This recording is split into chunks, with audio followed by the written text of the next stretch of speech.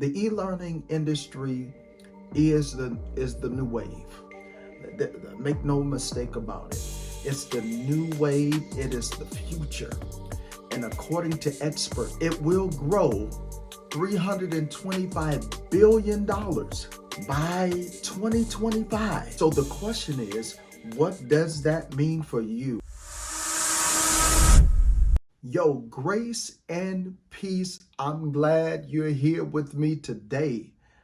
Welcome to an episode of the Legacy Inspired Podcast. Make some noise. This is the first episode and I'm excited about it because I have an opportunity to spend some time with you and you with me. Listen, this podcast is for new and aspiring entrepreneurs. So if that's you, you at the right podcast. We're going to be talking about entrepreneurship. We're going to be talking about online course creation. We're going to be talking about marketing, hence the name of the podcast. We're going to be talking about legacy and what that means as well as it relates to building a legacy or leaving a legacy.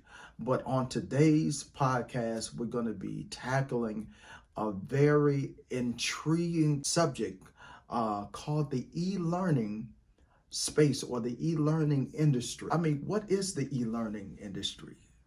What is it? What does that mean?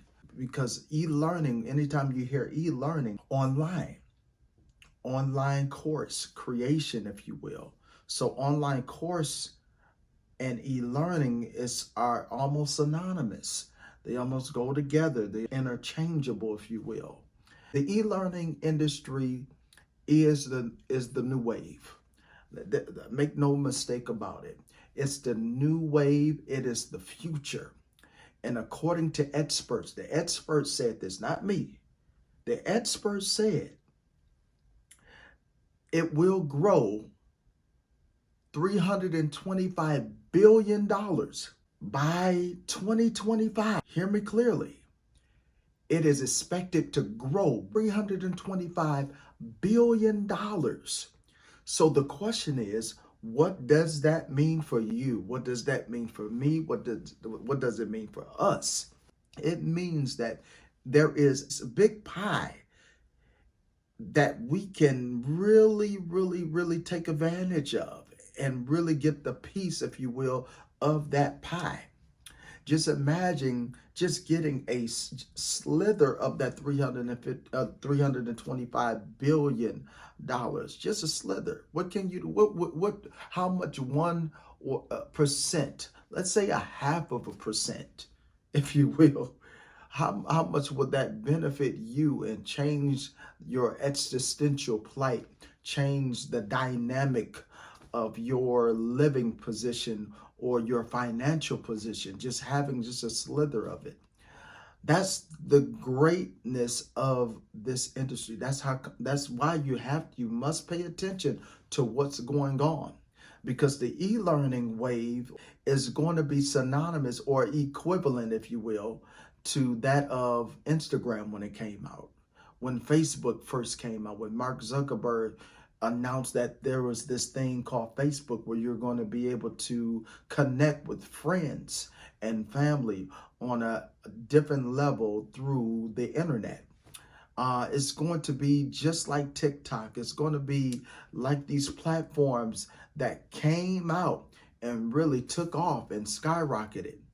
That's why you have to pay close attention, because the way we do entrepreneurship, the way entrepreneurs are really building their business are very different.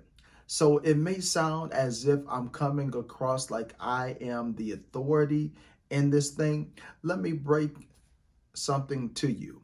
I am on the journey myself. I am currently working a 9-to-5. So if you are a 9-to-5 worker and you're trying to transition to entrepreneurship, you're on the right podcast. You're on the right podcast. I'm going to be documenting my journey by episode. I'm going to be documenting my journey because you never graduate from the seat of a student. I'm still learning about this thing. Now, I remember when I first was introduced to the e-learning space, It was when I was involved in a thing called network marketing. You may be familiar with the network marketing industry. If you're not, it's just simple as this. You make an investment into a company that sells product and services. You make money by selling the services or products. You get anywhere from 50 cents to $20, depending on the compensation plan. You get paid by selling the product, or you can get paid by recruiting. And also there's other perks and ways to get paid, anywhere from 5 to 10 ways to get paid in certain companies. It was in the network marketing space. I grew frustrated doing it the old way. What was the old way? Targeting family and friends. I still got soured relationships even today because of the way I was taught in network marketing. Bug your family and friends, do hotel meetings, do home parties, and all of that foolishness. And I got sick and tired of it, but I only did it because that was the only thing I knew. That was the only thing I was taught. I didn't know anything else. I didn't know better.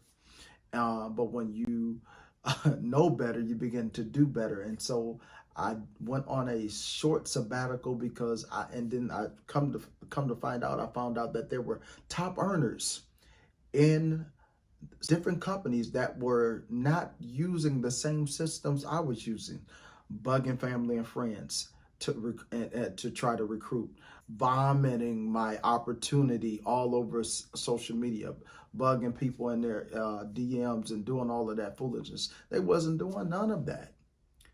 But what they were doing, they were creating courses, e-learning tools, teaching people either how to recruit or how to sell or how to do a certain thing.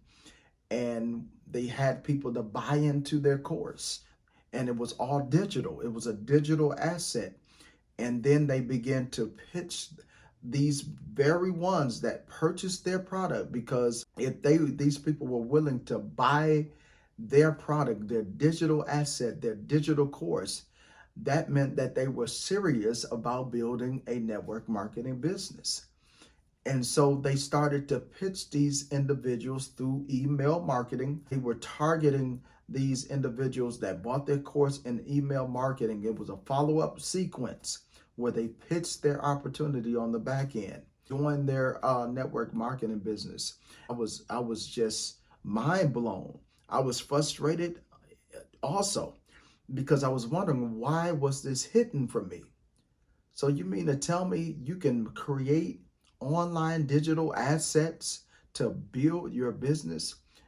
It was at that moment where I found out that this thing is real. I need to study this. This was probably back in 2013, going into 2014. I went on a journey to study this thing and try to figure it out. And so ever since then, I've just been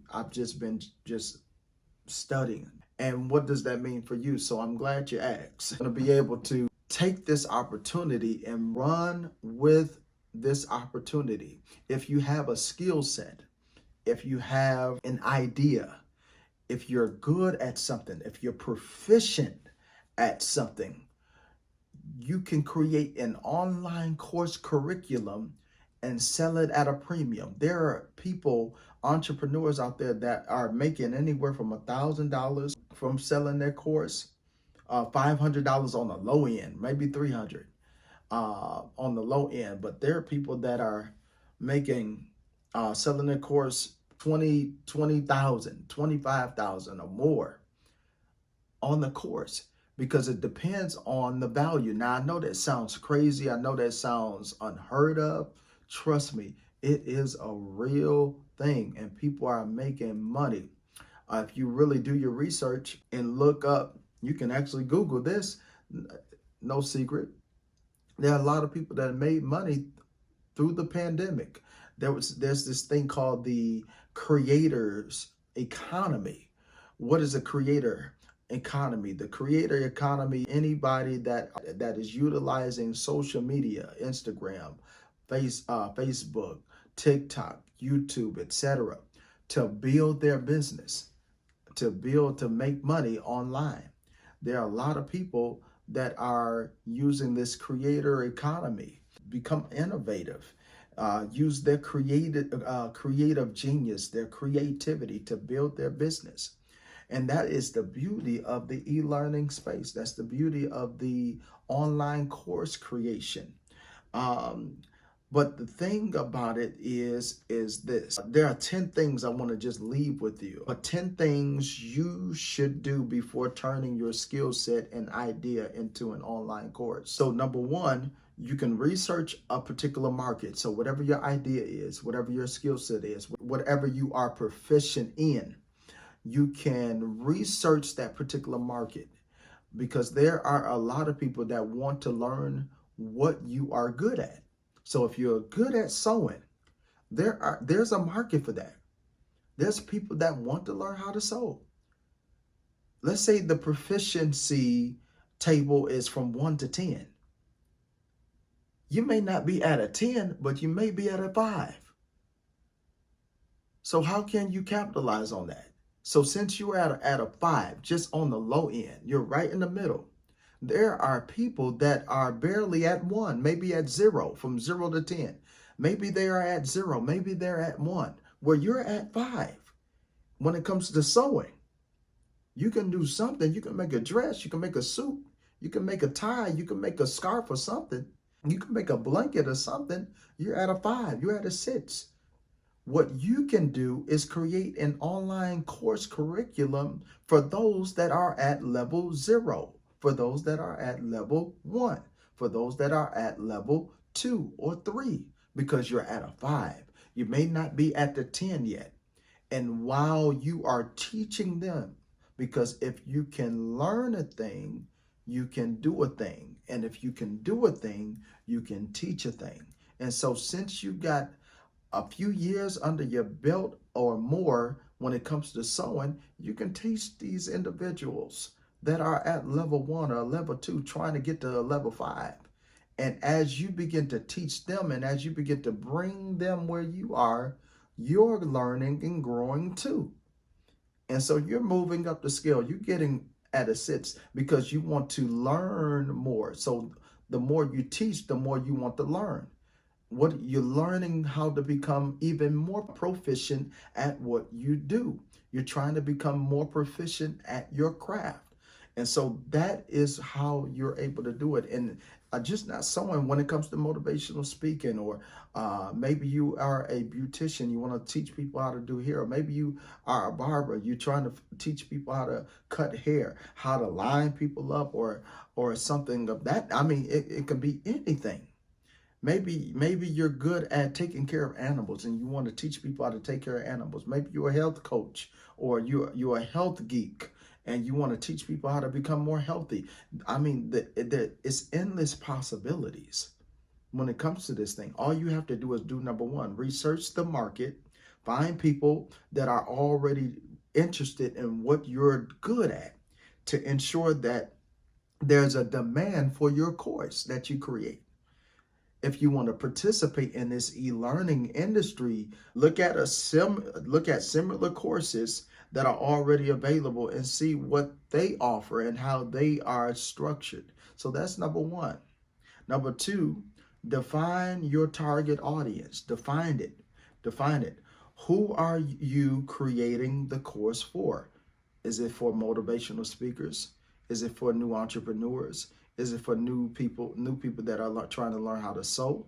Where are they at on their journey? Are they new? Are they in the middle? I mean, where are they at? Understanding your audience will help you tailor your course, content, and marketing efforts.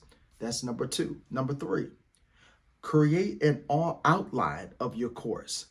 Break your content down into manageable chunks and organize it in a logical sequence. Number four, determine the format for your course. Will it be a video based, written, or a combination of both? You want to provide your course for people in the way where it's palatable, where it's easy to digest, because you're going to be dealing with people that have different learning capabilities. Everybody may not watch a video. They may consume their content by writing.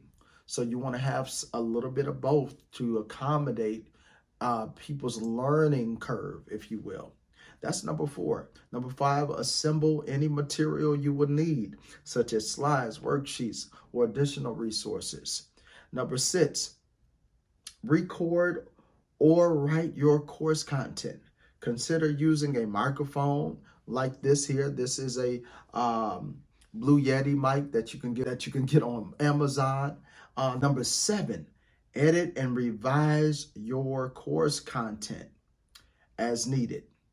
Number 8, choose a platform to host your course, whether it's Udemy. You can Google these particular names. You got Udemy, you have Teachable, you have Kajabi, ClickFunnels. I'm very familiar with them. That's number 8. Number 9, create a marketing plan. Don't just put your course out there and think people are going to get it. What I've learned is this.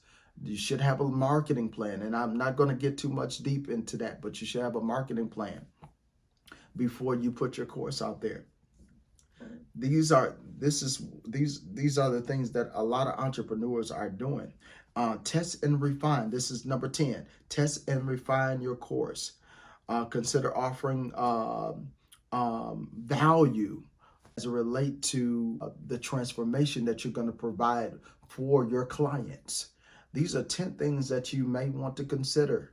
I think this would be something that you can actually take and really sit back and really think about it. You know, make sure you watch this or listen to this episode again so you can kind of get these notes if you are a note taker. Of course, this is going to be part 1. If you like this episode, you're going to like the next episode where we're going to be deep diving into digital entrepreneurship versus entrepreneurship. And what does that mean? Are they the same? Are they different? What does that mean? And we're going to tackle that in the next episode. Listen, this is a new year. What are you planning to do? Are you planning to create a course this year? Are you considering it? Have I said anything that kind of sparks some interest? Maybe you have an idea. Maybe you're saying, Randy, I may have an idea. I may have a skill set that I want to monetize online. If that is you, leave a comment below. I want to hear from you. Let's engage in the comments. Consider subscribing to this channel, to this podcast, and consider liking this podcast, because I'm going to be dripping out more content and more podcasts like this. That's it for today. Listen, I am your host. I am your guy, Randy. Thank you for joining me on today's episode. I see you on the next episode. Grace and peace.